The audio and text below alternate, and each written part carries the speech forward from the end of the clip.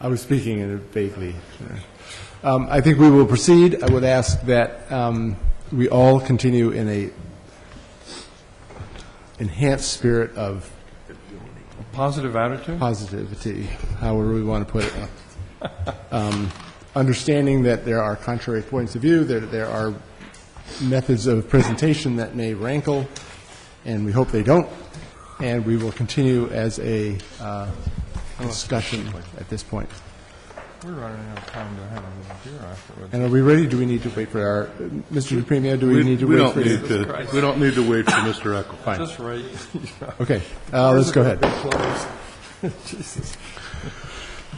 Okay, so we're going to move on to what we now call the Business Center District. And in the previous ordinance, they were labeled as planned business. Our PB district is now going to be called our Business Center Districts.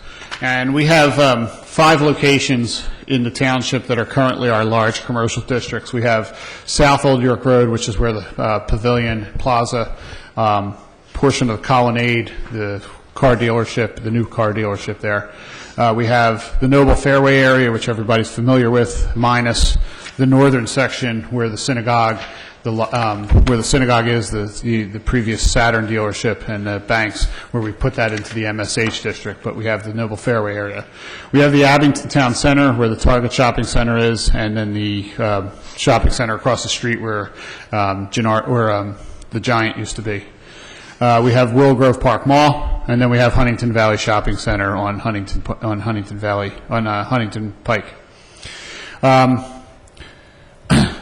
We adjusted the use list to anticipate what we felt was future development based on conversations with the property owners and certain trends that we've started to see with some of these larger commercial districts. We adjusted the regulations in the BC district to recognize more of the redevelopment trend in those areas. Once again, getting into regulations or dimensional requirements and things that promote pedestrian-friendly ideas. And then we also put in a bonus system for the BC district. Uh-oh. There you go. So the first section we're going to talk about is the south end of Old York Road before we get out of the township. You have Township Line Road here, Old York Road here, and then you're getting into Jenkintown. This is Greenwood Avenue and then Washington Lane running across here. So you have the Pavilion and the Plaza, which is back in here. You have the portion of the front portion of the Colonnade. You have the car dealership, and there's a small shopping center here in the bank, and then some of the smaller buildings along this part of Old York Road. So you'll see some of the uses here. You'll see a trend in the use categories for the business center district being more on the, I guess you would say, the larger size, considering that most of the properties in the business center district are of a larger nature. We've taken out the laundry self-serve. We've added back in some things: nursery, farmers market, motor vehicle fueling center, which is the use category that was added for the Wawa, rental agency, school, community center, adult daycare and child daycare, group home. Once again, we've seen that before. Transit facility, lab and testing. We've taken out utility operating facility. We've added in professional offices, and you can go through this and see where we are. You'll see here movie theater small. You'll see that the movie theater multiplex has been added, but is under I forget whether it's a special exception or a conditional use, but we'll see that in future. You'll see this common in any of the business center districts. We've taken out the H1 as an allowable use, and we've put that also in as a use of greater scrutiny. And you'll see that where it shows up. Accessory uses, similar to the MSL, you'll see these as common through most of the BC district areas. And I'll go through some of the highlights. You have the car share. We have adult daycares and child daycares if they're as an accessory use if they're part of a place of worship. And then some of the more regulated things, no impact home-based businesses, outdoor dining to support some of the restaurants that may or may not be developed in this district. We have Special exception uses, we've taken out some stuff, building materials. We don't see that as being a viable use in any of these centers, nor do we see it as something that's preferable in some of these areas. Radio and television stations, service stations, radio and television transmission towers, and a performing arts center has been moved to that's been moved out to conditional use? Well, it is in Foxcroft. Yeah. That is by right. Yeah, okay, I'm sorry. Bad one. Right. And then in conditional uses, as you see here, we have the movie theater multiplex, and previously the smaller movie theater was a conditional use. We actually moved that into as a by right use. And the apartment condo building is also now put in, instead of a by right, is now put into as a conditional use. So going to the tables,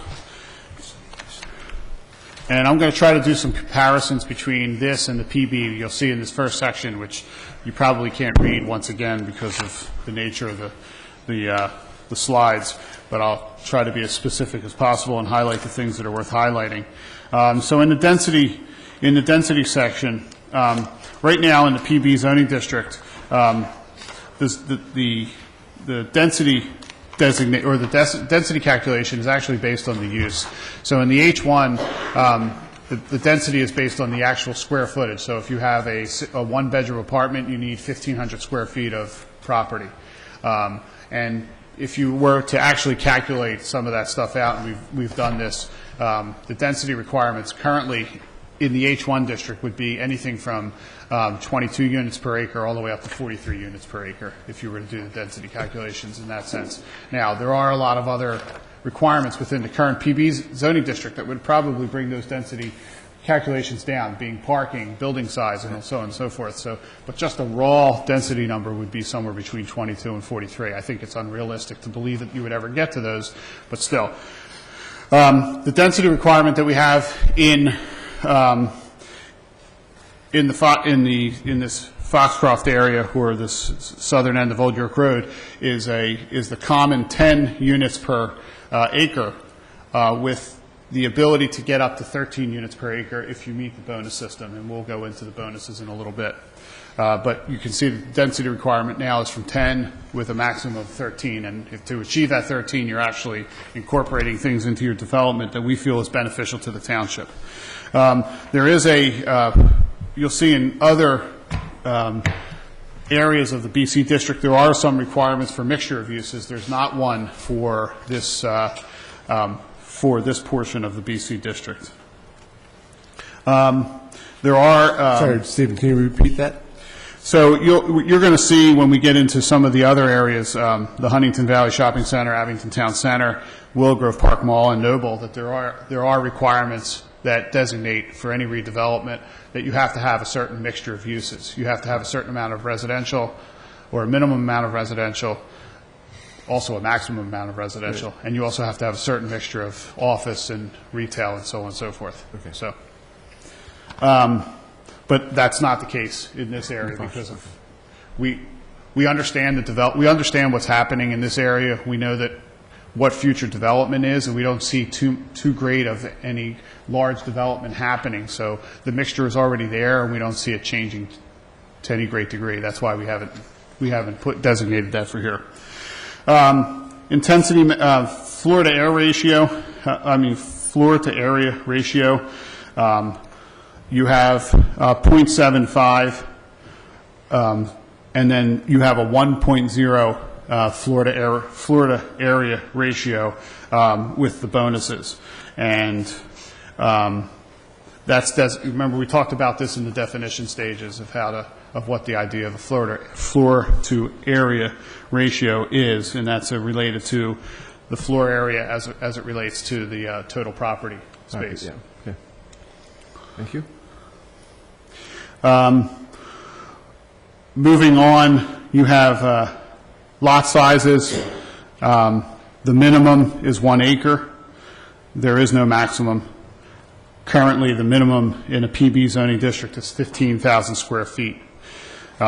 We do have some specific some specific requirements for any lots within any BC district that are less than an acre, and you'll see that also on the right-hand side of these slides that we're going to go through. Lot width, 100 feet. I'm sorry, yeah, lot width is a minimum of 100 feet. Lot depth is a minimum of 150 feet. Those are compatible with the existing PB zoning district. We have impervious coverage. Currently, for properties that are less than 30,000 square feet, it can be 80%, and any other property above 30,000 square feet would be 70%. We actually, in this area, we have a consistent number of 70% of impervious coverage. Expansion of a non-conforming site, there's a maximum of 15%, and the reason we designate this is because we allow developers to expand or do expansions or redevelopment up to 15% of their total square footage currently before they actually have to meet some of the requirements within the overall business center district. We did this when we did some of the redevelopment or zoning for the Baderwood Shopping Center. We gave them a grace amount that they could actually do some expansion without incorporating all of the standards that are required in the BC district.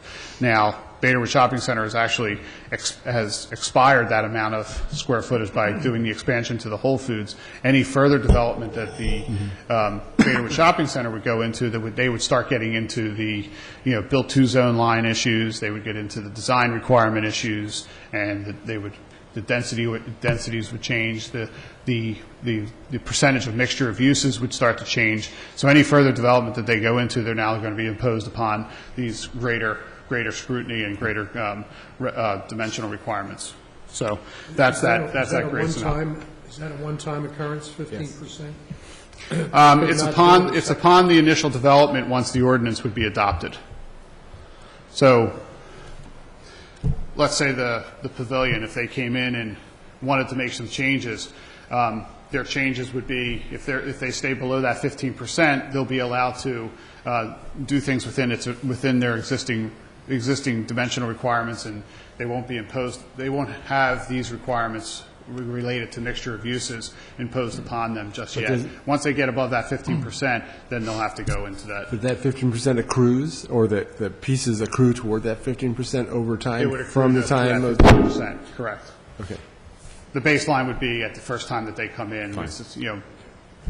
Township would calculate or have Yes, a okay. calculation as to Yes. what there is. And what that, just to go back, because we'll talk about this a little bit, what that really does is it causes the developer past that 15% mark to make a greater investment in the overall redevelopment of the property. So no longer can they not put residential in if there wasn't residential to begin with, or no longer could they expand the retail or the office if they over those percentages that are required under the mixture. So it does start to create a greater investment and also balance for those properties. Green area stays as a minimum of 25% for all of the BC district. Public open space is 5% is a requirement.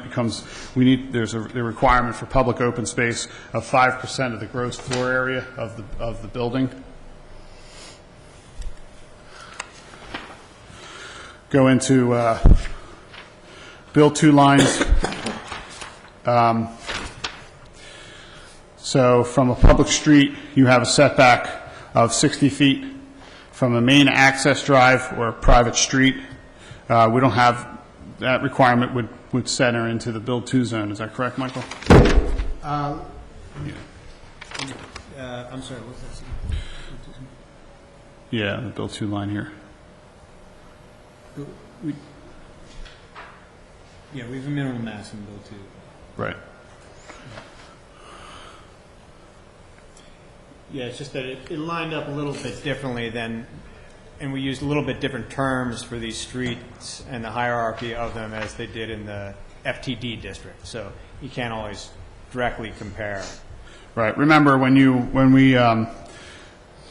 with these larger commercial districts, there's a potential, as you saw up in the Wegmans Shopping Center up in Warrington, where they have some of the internal streets. and that's the anticipation here with the larger properties. Some of the things that we looked at during the Baderwood Shopping Center rezoning, Right. and some of the other things that we've seen on some of these larger properties, these internal streets, and being able to create setbacks from those, anticipating the ability to use those as pedestrian walkways and some additional traffic ways within the property instead of these large expanses of just parking lots. Yeah, no, that's a great idea. Okay. So some of those setbacks and some of those dimensional requirements are based on what type of street what the street is designated, whether it's a main access drive or a secondary drive. We have building height regulations that require the ability. They require the step back of the property of the building facade as it gets closer to any of these main access drives. You have a certain height that you have to achieve for a certain distance off of that main street or that main access drive, and then you step the building up to a higher elevation. But that's also, once again, to try to keep that pedestrian character, so that you have the ability to have a higher building, but not until it's set back further Right. from the walkways. So.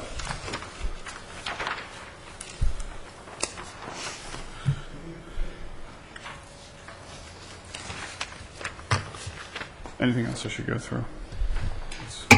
Maybe the priority street fronts? Yeah, you want to go through that? Sure, yeah. Yeah, we designated certain priority street fronts, and so when we thought of the big picture for each of these areas, we thought, well, where do we want the buildings to face? Where do we want the development to really fit? Where's the surrounding commercial district? And so in Willow Grove, that meant a couple streets, that meant Moreland, that meant Easton, but we didn't really want it to carry over across Old Welsh Road, because there you have more residential areas. So we took into mind the unique characteristics of each site, and we have certain requirements and setbacks that apply to those priority street fronts. So as you look at the build-to line, we have the public street minimum and maximum build-to line, and when you go to Willow Grove Park, the minimum is 20 feet. However, it's 50 feet on Moreland west of Park, where there's more of a residential character, and Old Welsh Road west of Reservoir. And then the maximum is 50 feet, but it's 100 feet on Moreland west of Park and Old Welsh west of Reservoir. And then we took care to protect Davidson and Williams with the Abington Town Center development. And I won't get sidetracked, but we do all kinds of things with height limitations to make sure that the heights are lower there as you get closer to the residential neighborhoods. I think the general idea is to try to push the development, push the redevelopment closer to the main access streets, whether they be Old York Road, Huntington Pike, the areas that surround Willow Grove Park Mall, and try to push them further away or reduce their heights or their imposition to the residential neighborhoods that most of these BC districts butt up against. There's not a BC district that doesn't abut some residential area. Okay. Okay? And just to finish up with the priority street fronts, we also have some requirements for a couple areas like Abington Town Center and Willow Grove Park, where buildings must be built into them, kind of like keystone buildings, where you want a prominent building at that intersection. And as a matter of fact, at Willow Grove Park, behind the scenes, that had already been taking place, and you had, I guess, the Goodman development take place at Moreland Road there, and so they are building closer to the street, and they have built at that intersection of the main entrance drive in Moreland. Okay. Yeah. I'm going to keep going through the BC districts. I think Please do. Yeah, I think you're going to find some commonalities, and then we can talk about some of the questions. So I'm going to move into the Noble Fairway area, and once again, you have the fairway, which is running along here. This odd-shaped space here is the Baderwood Shopping Center. You have Nobletown Plaza here. And this, what we could designate as a triangle, and you see that in the regulations, this triangle area is where the Noble train station is, the CVS, the new CVS, Chili's restaurant, that area, and the train station along here. And then these are the car dealerships, and there's the apartment building along here. So going into the use, you're going to see very similar use regulations here as you did in the South Old York Road area, and where the plaza and the pavilion are located. Skip through those. Very similar accessory uses, if not identical. Special exceptions. We've taken out many of the same things that we took out in the other one. And in the conditional uses, the H1, one designation here is this H1 apartment condo building in the triangle area, and I'll go back to is this area where Noble Plaza is, or where the CVS in that area between the train tracks and the fairway and Old York Road into the train tracks again. Now it's mixed use. Right. That we're allowing that to be a mixture of uses, and we're allowing the H1 apartment not to be a conditional use. That'll be just in the triangle area. So, I'm sorry, so it's an allowable use in the other areas, or it's a... I'm sorry, what was that question? Yeah, the apartment building is an allowable use in other areas, but in the triangle, It's conditional. in the triangle, Vice versa. in the triangle, we're only permitting mixed-use Okay. buildings with residential on Right. top, rather than permitting exclusively residential buildings. That's right. So in the dimensional regulations, some things to point out that are different from the first section that we looked at. There now is a mixture requirement. So in the Noble area, you have a minimum of 20% residential that has to be in the redevelopment. So once again, you get over that 15% expansion of the existing property, you are now forced to do some mixture of use. So now you have to have a minimum of 20% residential, a maximum of 80% residential. And then within that, you have to have a minimum of 20% retail and a minimum of 10% office. So there are some requirements that are designating a mixture of use, which goes along with many of the things that we've been talking about, both in the comprehensive plan, Old York Road corridor study, and carrying forward. So that's where you start to pick that up. The the density requirement is the same as you saw in the South Old York Road area, the maximum of 10 dwelling units per acre, with a bonus getting you up to 13. You have a very similar FAO, Florida area ratio of 0.75, 1, and going up to 1.0 for the bonus. In the triangle area, that starts to go up slightly. Once again, we're trying to center that in. We're centering in on the triangle area because that's been designated as a TOD because of the proximity to the train station and also the bus routes that go up and down Old York Road. So we are creating a little bit more compaction of development in that triangle area. Then we go through, and you're going to see a lot of the same ideas in here. Triangle area sees slightly more allowable impervious coverage as opposed to the other areas in that location. Green area stays the same at 25%. We still have an open space, public open space requirement. You also have the build to lines of 20 feet minimum, 30 feet maximum on public streets. Main access drives, similar, it's 20 feet to 25 feet. And once again, we're talking about 50% of the building. We're also talking about the need for these buildings to step up, even though they may have a building height that's larger than you saw in the MS districts. We're still maintaining a lower height of the building as you're close to the pedestrians, and then as you get further back, then they can start to step up. See if you can pull your mic up. I'm sorry. I was getting tired of leaning over.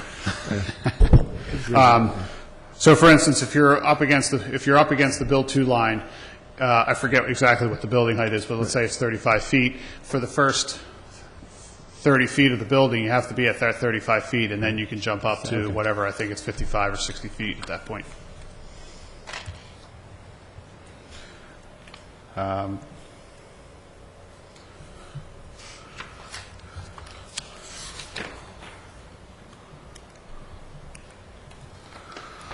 So I'm just trying to catch up here.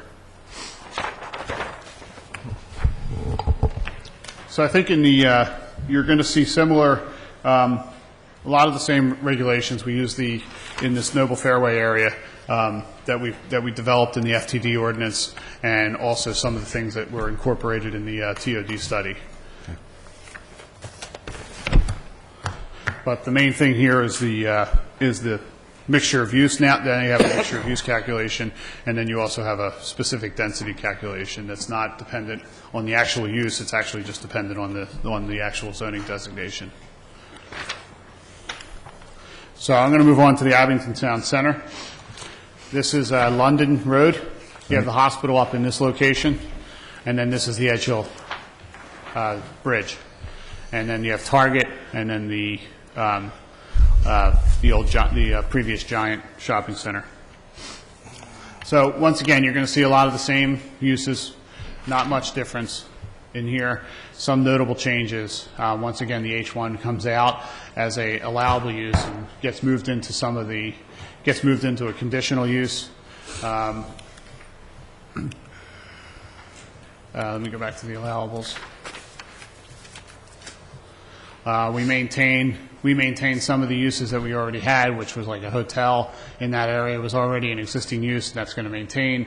We have supermarket, which we know has already been used in those areas. You're seeing some of the same things that you've seen in the other ones. Not much change here.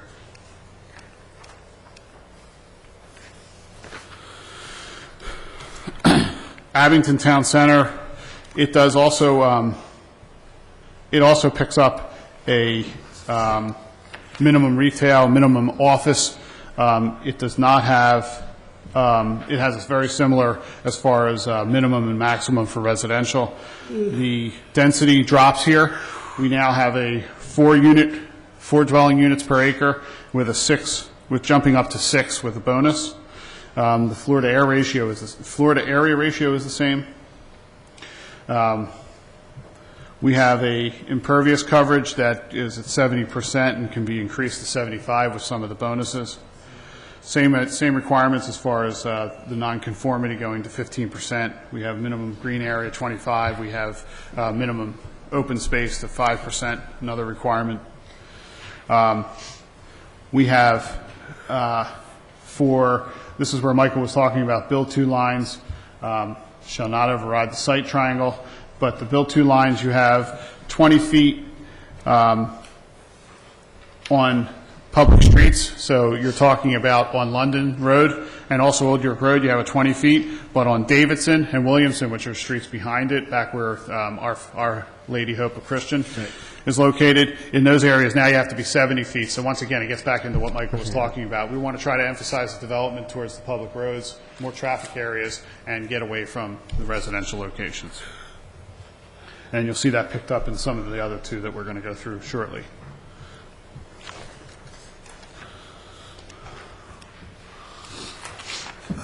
Move on to the Willow Grove Mall.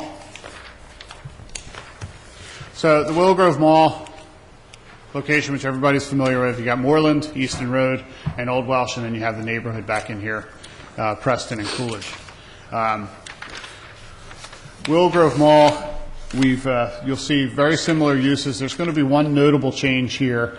The H1 apartment condo building has been taken out of the allowable uses, but you will not see it show up in either a condition or a special exception. And you're going to see this for the next 2 areas, both in the Willow Grove Park Mall and the Huntington Valley Shopping Center. We're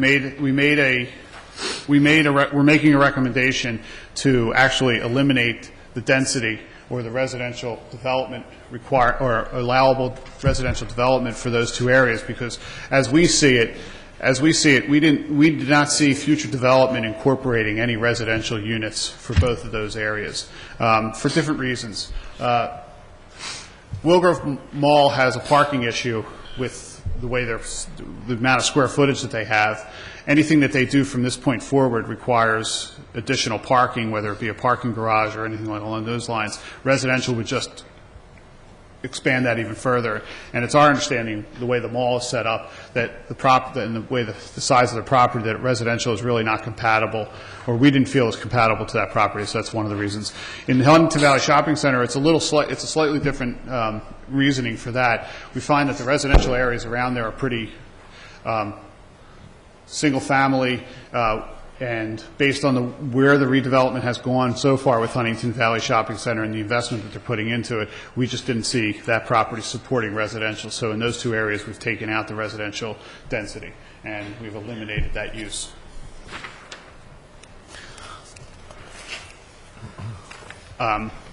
In the Willow Grove Mall location, this is where some of the internal street requirements becomes more significant, because in any kind of redevelopment we want to try to encourage, if they want to do, you've seen in some of the mall designs lately, and getting back to it up in Warrington Crossing, the ability to create some of those internal street patterns and also spur off some smaller development, smaller shopping areas or retail areas. Once again, you still have to balance out the parking issues, but it does, these regulations now give some greater flexibility for the property owner to do that on the site. Huntington Valley Shopping Center, this is Huntington Valley, this is Huntington Pike in here. Once again, we talked about Shady Lane in this small section of MSL, and then this area being the Huntington Valley Shopping Center. You have Rockledge Avenue right back in here, and then Van Sant back here. Similar to things that you saw in the Abington Town Center, other than the residential, we do start to make some considerations as it relates to some of the back streets, making sure that the development is encouraged and dimensionally is required to move closer to the public streets, both being, in this situation, Huntington Pike, and pushing away from the residential development, residential neighborhoods. Similar uses. Once again, the one notable big change is the H1 apartment condo building has been taken out of allowable uses and has been eliminated altogether.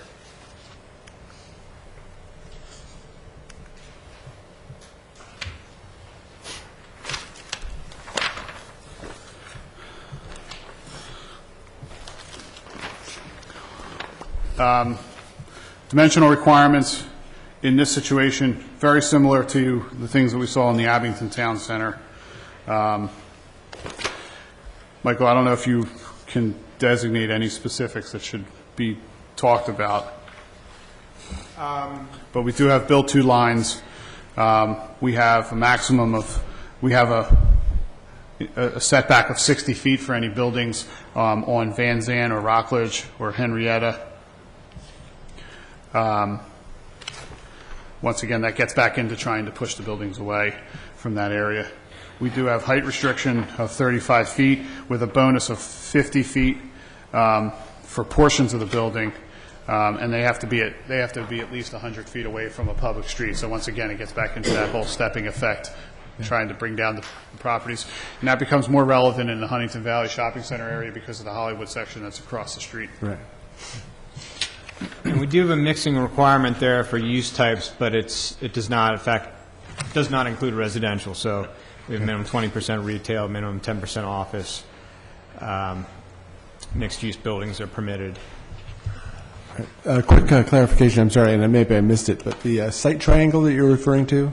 So because we're bringing these buildings out to the build-to zones, any driveway access out to the street, you have to make sure that you have the PennDOT required site distances. We might want to add that in the definition section? The site triangle? Yeah, just maybe it's self-apparent, but it's... I think that's defined in code, isn't it? Yeah, we can look at that. I just, you know, for... Understood. Sorry. There are a couple of footnotes on the table, 2 and 3, that refer to the triangle. Triangle I can't is- find the footnotes. They were on the matrix. They're all the way in the back. I did see it. I'm sorry, say that again?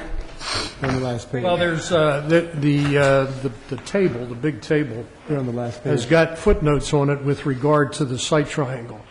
and yet I can't find the site. I can't On find page the foot- page 65, the fold out? Page It 65. says triangle refers to the area fronting east side of Old York Road, south Yeah, of the fairway. Triangle is that area at the Noble train station. On this page. Difference between site triangle and the triangle. Right. Site triangle is just a nomenclature for traffic Traffic, patterns. The triangle is that area where the Noble train station is, between the fairway and the train I tracks just and Old couldn't York find the Road. footnotes. Okay. I know what they mean, I just... So I'm going to quickly go over the bonus systems. So the township is offering the elimination of side yard setbacks in certain situations, increase in height between 10 and 15 feet. Willow Grove Park Mall would go from 55 feet to 65 feet if the setback is 100 feet from a district boundary. So that means from a residential boundary. Noble goes from 55 to 65. These are all if you meet the certain bonus requirements, bonus point systems. Huntington Valley Shopping Center goes from 35 to 50, and the southern end of Old York Road, where the Foxcroft Pavilion area is, goes from 40 to 50. Density requirement, as I talked about before, goes from 10 to 13 dwelling units per acre, and that's in the Foxcroft area in the Noble Fairway, and then 4 to 6 in the Abington Town Center. Once again, Willow Grove Park Mall and Huntington Valley Shopping Center have been basically taken, their residential density has been taken out altogether. We've talked about this also, once again, the increase of the FAR, which is the Florida area ratio. Noble, you go from 0.75 to 1, and then in the triangle area, not the site triangle, but the triangle area, you go from 1.5 to 2. The things that get you points in the bonus system, increase public open space and greater flexibility in that public open space, allow opening up certain locations in the buildings for community rooms or meeting spaces. There's requirements for that. Preservation and reuse of designated historic buildings. Public parking, if you designate a certain amount of spaces for either public transportation or general public parking, that's to decrease the amount of people, for instance, going to Bed Bath & Beyond, getting in their car, crossing over the street to the CVS, just allowing for people to use those as public parking spaces so that they could stay there and move from one location to the next, and also take advantage of any public transportation. There's some environmental and sustainability bonuses that relate to construction methods, getting back into what Kathy had talked about, solar arrays and green roofs, vegetation coverage, how you handle your green spaces, operating and maintenance agreements. All those, depending on how they're stipulated in the application, would earn you a certain amount of points. You also have wrap parking garages. Those are mixed, multiple-use parking garages for both the train station and residential use. You have roadway connections, improvements. So any kind of roadway improvements that you do outside of your required traffic study requirements would get you bonus points. Shared access, shared parking, once again, pedestrian amenities, urban gardens, and use incentive for some of the things that we've talked about, or some of the things that we heard specifically during the Baderwood Shopping Center discussions, movie theaters and performing arts centers, that if you were to incorporate one of those two, you also get some bonus points. Some of the design standards going into, and that should actually say Business Center District up above. Thought I got all those? All right. Huh? You're right. Yeah. So this should say priority street fronts. Well, this is for, yeah. These get special design treatments for all BC except for the Foxcroft area. Portions of the building, 40% in the Willow Grove Park Mall area, must extend into the build-to zone. This is getting back to that whole idea of trying to emphasize the building closer to the pedestrian and de-emphasize the parking areas. Access drives, maximum widths. Longer access drives must be fronted by buildings. So we want to try to, once again, we're trying to get away from that emphasizing the car access, trying to get more of the connection between the pedestrian and the buildings. You'll see some of the things here. We talked about some of the specific design things. Shall be constructed in a build-to zone, public street access drives and public streets, or pond, in this case of the Willow Grove Mall.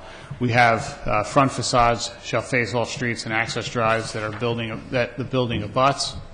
Entrances shall be enhanced with at least one design feature chosen from the list of options, and you'll see that later on. We talk about parapet and mansard roofs. Roofs shall be varied with change in roof line and in addition of significant architectural features from the list from at least once every 100 feet. So you'll see here just quick designation, the change in the roof line here, the parapet wall. You can do the same thing with pitched roofs. I mean, it's a crude example there, but it just kind of shows you that we want to see some undulation in the building facade. Parking garage screening, facade treatment. We want to try to see the parking garages. We want to see the parking garages match the materials and the elevations of the principal buildings.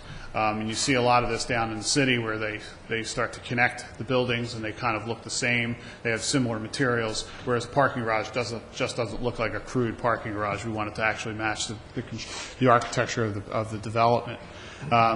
Rear and side facades must match color in front facades, so we don't want to just see Hollywood studio setups. We want to actually see some quality in the architecture. We'll ignore the rear elevations, the ones that are less seen, but we want to see some architecture in both the front facade and the side facades. Long facades, we talk about offsets. Long facades over 100 feet must have horizontal offsets, as well as facades over 200 feet shall be enhanced by additional design elements selected from the list that's in the ordinance. We talk about corner buildings, windows and blank walls, retail uses facing streets, access drives, 50% window area on the ground floor. So once again, we want to open that up to retail, encourage retail or office use. Transit amenities, anything you can do, anything over 10 acres, we want to make sure that there's an area for mass transit, bus, shuttle area, something along those lines. Street furniture, once again. Public open space, we have some things here. May consist of plaza, parks, central greens, urban gardens, and similar types of usable public space. Minimum dimension requirements and location restrictions ensure usability. So even though they have 5% gross floor area, we don't want them separating that out into little minuscule areas that are unusable. We've designated that there are minimums to that, and they have to make sure that they are some of substance that can be used and enhance both its own development and also the public use. Or we go into specific design requirements for trash storage, loading, utilities, lighting, so on and so forth. We also asked for a phasing plan of any development over 10 acres. And that gets through the business center district. Well done. Any questions from us? Kathy? Yeah, just a very few. Kathy, it's getting late. I apologize. I can't hear. Can you use the mic?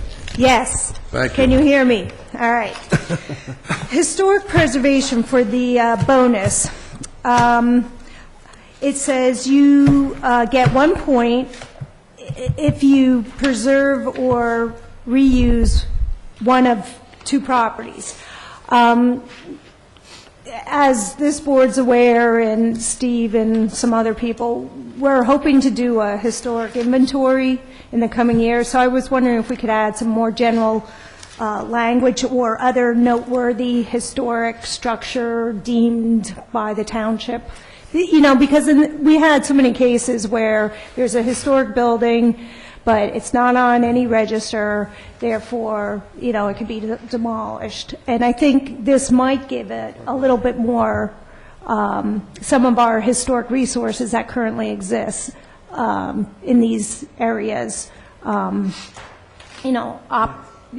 alternatives. So I think there's definitely room to expand yeah. those buildings if deemed necessary through that survey that we're talking about, that historical building survey. I think these are the ones that the committee came up with at the time. As the most important, and I do agree. Right. But there's other things along Old York Absolutely. Road, so. We don't disagree with you there. It's not something that we concentrated on. I think there needs to be some criteria for how those get designated. Right, like So- age and, That's Especially right. for ones that may not be on the register particularly, but may be felt to be important. That's Well, right. then We- that's But kind but of- we want to come up with our criteria first, So how- and then we can add those to it. So that's not an issue from our standpoint. okay, good. If we had 10,000 square feet of floor area, do you think that would be something likely, too small? Or, because, well, with the 5%, that would be only 500 square feet of green area for a 10,000 square foot area building. So I don't know, is that? Well, I think the Is there a thing you have to, threshold? yeah, I mean, but the thing you have to really consider is that any of these areas that we're talking about, any of these 5 areas, 10,000 square feet is nothing.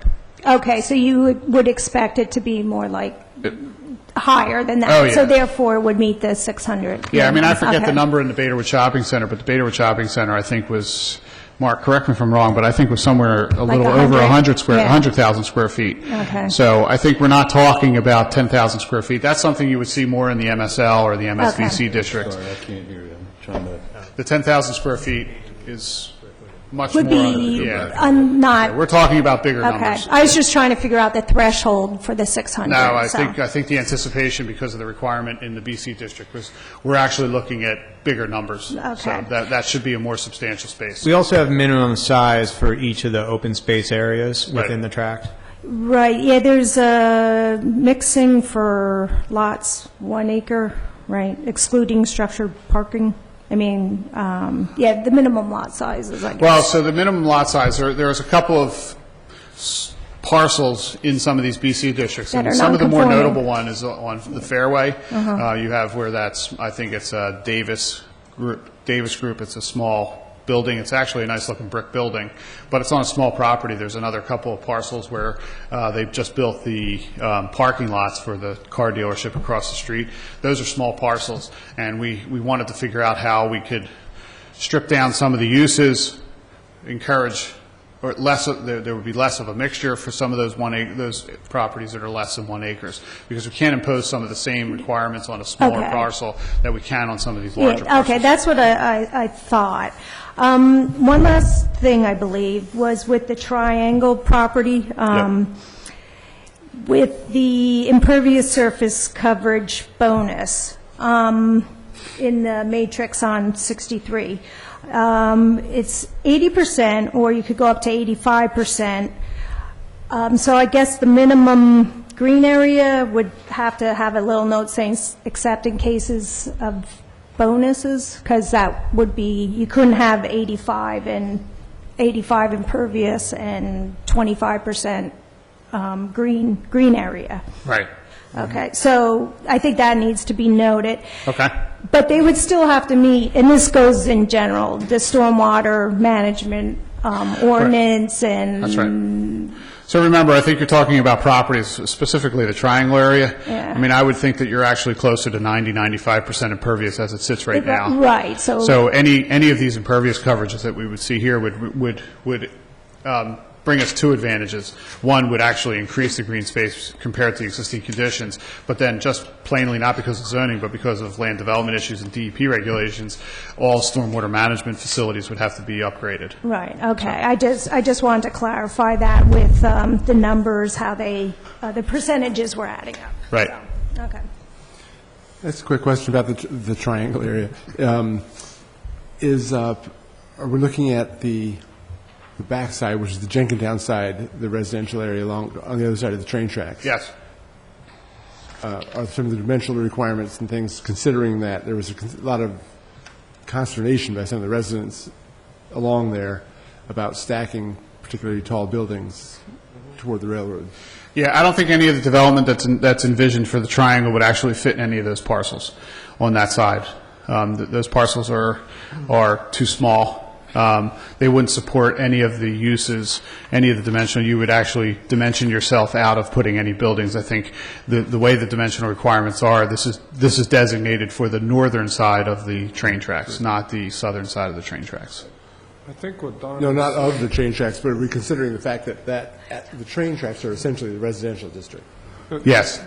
and should influence You're talking about the visuals from those, visuals from that, and the whole, the distance for your build-to lines should be commensurately far from that back area. In other words, that back stretch where the railroad track should be considered a residential buffer area. Yeah, well, I think there was pushback when that study was done, Yes. and the residents across the track on the south side didn't want a high-density building. Sorry. There was pushback when that study was done. The residents over on the Jenkintown side, the north side of the tracks, didn't want to see a high building in the triangle area. I think that's what Don's Yes, talking about. and so, all the discussion we've been having is emphasizing pushing development towards the primary streets, and de-emphasizing it down towards the residential side, and just wanted to get a sense that the railroad side of that whole area of the triangle is considered, is actually residential. I guess the answer to that is, one way to be able to approach that is maybe look at the train tracks in a similar designation as a street, so that you can consider the train tracks as a street, and then that would require the building to be a certain distance away from that. I guess we could look at some of those ideas. The building height in that location, I think, the existing building height in the PB zoning district is 50 feet. Would be 50 feet because it's a property over 30,000 square feet, and in that location,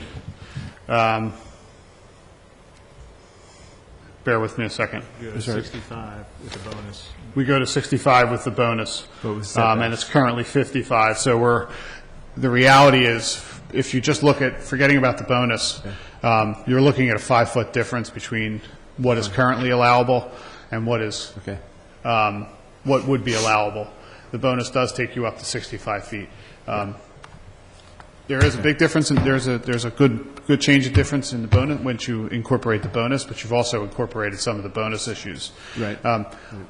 I think it's a good conversation to have, and it's something that we should consider. But I think we should also keep an eye on the fact that height was already allowable, a certain amount of height. Right. We're not going from 35 feet to 55 feet. We're going from 50 to 55 on the base. No, and it's heights. an appropriate place for it, but yeah. And just for, as background, we do have a 1.5 height setback from a residential district. So if you had a 65-foot building, you'd have to be set back about 100 feet. Okay. Do you have any other concerns or comments? Okay. Any from the public? Ready? Okay, why don't we move along? I'd like to shoot for 10:30. Oh, I'm sorry. All right. Well, just before Ms. Lehman goes, I think we're actually going to cut it after the BC district. We're going to have to reschedule the SI district and the RC district for I a later appreciate that, time. because the Yeah. SIs we'll discuss in more Yeah. detail. Go ahead. Sorry.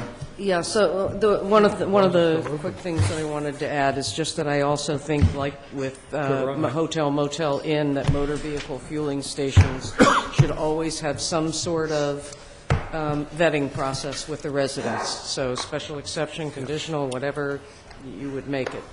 The other thing I want to very quickly clear the record, Mr. Klein was incorrect when he said that I was speaking just for myself. I think he knows that I speak to hundreds of residents, and I do know how they feel. And the other thing that I'd like to correct is when he said that there is no direct connection between the I and what you're doing here in this room with this zoning. If he believes that, he should not be doing this zoning. It is absolutely directly connected when you are putting tanks and eliminating green space, and all of that is going into the streams, which are causing the I think you're going to find, though, the inflow. that the combination of intents, both with basic regulations of bonuses, with enhanced stormwater control and other water control and other issues that are being put into effect and are trying to be put into effect are actually more beneficial than what we have now.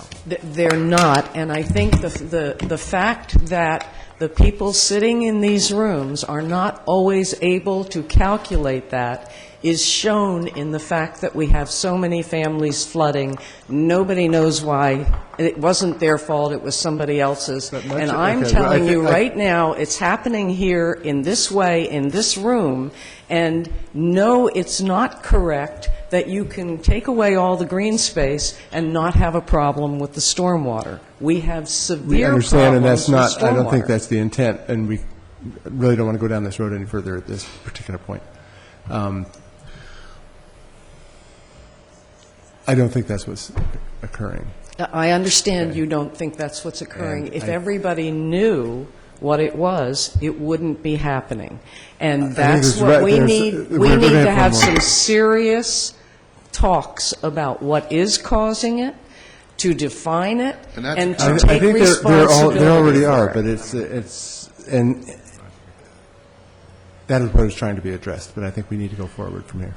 Well, we're going forward in a way where we're saying, this doesn't matter, and therefore, let's just pass would this have to this way. disagree I'm on asking, I'm just saying, my comment is, I'm asking you not to make incentives out of removing green space and putting more water into tanks to manage into our streams, which are flooding people's homes. Thank you. Just one clarification so that everybody understands, because I do want, this is a bit of a teaching moment. The INI is, that the township is dealing with and that Cheltenham is dealing with, is infiltration into sewer lines because of cracked pipes, roots, whatever it may be. It's also in the Keswick area, we dealt with a lot of INI that was related to curb stops or curb vents, and in heavy rains, they would actually dump into those, which would go into the sewer system. That's the INI we're dealing with. The issues that we're talking about are land development issues, which are related to, or the second step after the zoning step. I think we need to separate the two in the sense that if you have a stormwater management system based on any of redevelopment, regardless of whether it meets this zoning or the current zoning, that stormwater management system is designed not to affect the existing sewer systems. I think that's a definition or a distinction that should be made, because I think I don't want to mix the two issues.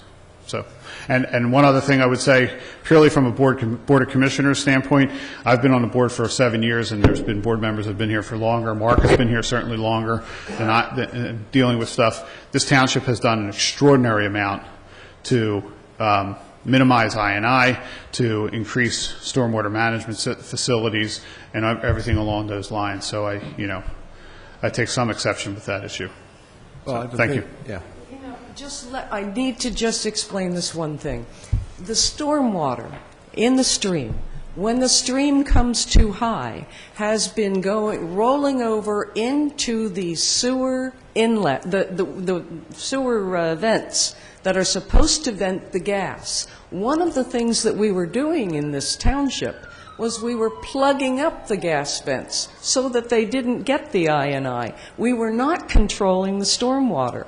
That's controlled by having more green space, more, the EAC is teaching you how to do rain gardens, but you can't do rain gardens on concrete.